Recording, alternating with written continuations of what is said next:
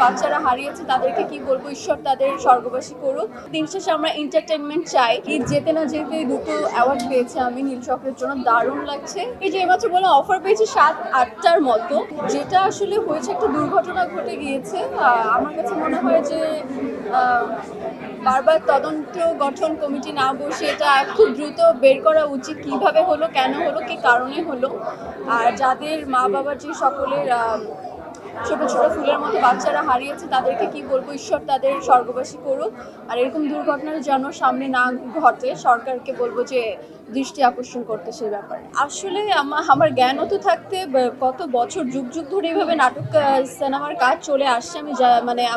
আপনারা কেউ হয়তো জানেন যে কত বছর অ্যাকচুয়ালি সিনেমার শুটিং হচ্ছে, কিন্তু হুট করে এরকম কাদের প্রবলেম হলো যে তাদের রাস্তায় যানবাহনে চলাচলের জন্য প্রবলেম হচ্ছে, সাউন্ডের জন্য প্রবলেম হচ্ছে। এতকাল তো এত বছর ধরে প্রবলেম হয়নি।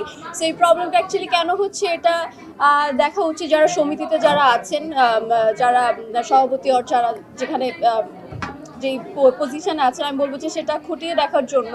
আর এটা তো আসলে উচিত না। দিন শেষে আমরা এন্টারটেনমেন্ট চাই। তো দর্শক যদি আমাদেরকে ফোনের মাধ্যমে, ইউটিউবে বা টিভিতে আমাদের যদি নাটক সিনেমা অ্যাড না দেখে, তাহলে আমরা কিভাবে এন্টারটেনমেন্ট হব, সেই দিকে সরকারের দৃষ্টি আকর্ষণ করা। আমার ভীষণ ভালো লাগছে। নীল চক্রের জন্য সেকেন্ড অ্যাওয়ার্ড পেয়েছি বেস্ট অ্যাক্ট্রেস হিসাবে রাইমা চরিত্রের জন্য। ভীষণ পরিমাণে ভালো লাগছে। আর দর্শক আমাকে যে পরিমাণ ভালোবাসা দিয়েছে, আর ঈদ যেতে না যেতে দুটো অ্যাওয়ার্ড পেয়েছে আমি নীল চক্রের জন্য, দারুণ লাগছে, খুব ভালো লাগছে। আমি আমার যতটুকু পরিশ্রম করা যায় এবং কাজের প্রতি ডেডিকেশন দেওয়া যায়, আমি সেটার পিছনেই কাজ করছি আসলে। আর সামনে আমার সিনেমার কাজ শুরু হবে এবং অনেকগুলো তো সাইন করেছি। তো সামনে ঘোষণা আসবে এবং খুব দ্রুতই আমাকে আবার সবাই বড় পর্দায় দেখতে পারবে।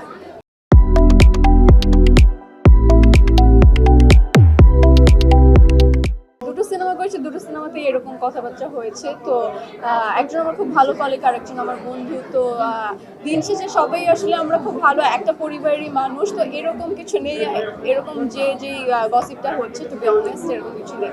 সামনে সিনেমারই কাজ, সিনেমা নিয়েই কাজ করতে চাই। ওটিটির কাজের কথা এসেছে, বাট টু বি অনেস্ট আমি এখন ওটিটি করতে চাই না। এটা বলা ঠিক হবে কিনা আমি চাই না, কারণ আমি মাত্র দুটো ফিল্ম করেছি। আমি চাই দর্শকরা আমাকে বড় পর্দায় বারংবার দেখুক। আর ওটিটির কাজ আর একটু পরে করি, যদি আমার কাছে মনে হয় এটা আমার ড্রিম প্রজেক্ট বা আমার এই ক্যারেক্টারটাই আমি চাইছিলাম, এরকম যদি কিছু চলে আসে ওটিটির জন্য, তখন আমি করতে ভীষণ আগ্রহী।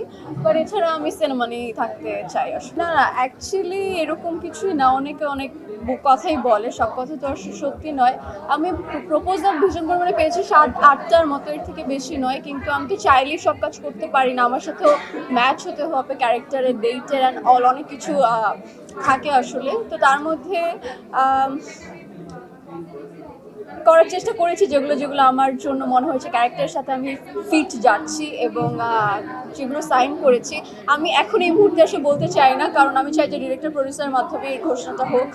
সো সামনে ঈদে বা এবছর আমি জানি না কবে রিলিজ দেবে, দর্শকরা আমাকে আবার বড় পর্দায় দেখতে পাবে। এই যে এবছর বললাম অফার পেয়েছি 7-8টার মতো, একদমই অন্যরকম বলতে যে দর্শক যেভাবে দেখছে ব্যাপারটা একদমই ওরকম না। মানে গল্পটা ভিন্ন ধরনের, ক্যারেক্টারগুলো অন্যরকম। বাংলাদেশে এই টাইপের ফিল্ম আগে পরে হচ্ছে কিনা আমি জানি না আসলে। So director, producer and production house সব কিছু মিলে খুব ধামাকা একটা কাজ। আই থিঙ্ক বের হলে সবাই জানতে পারবে। এটা আমি না বলি আসলে, এটা তো আমার বলার কাজ না।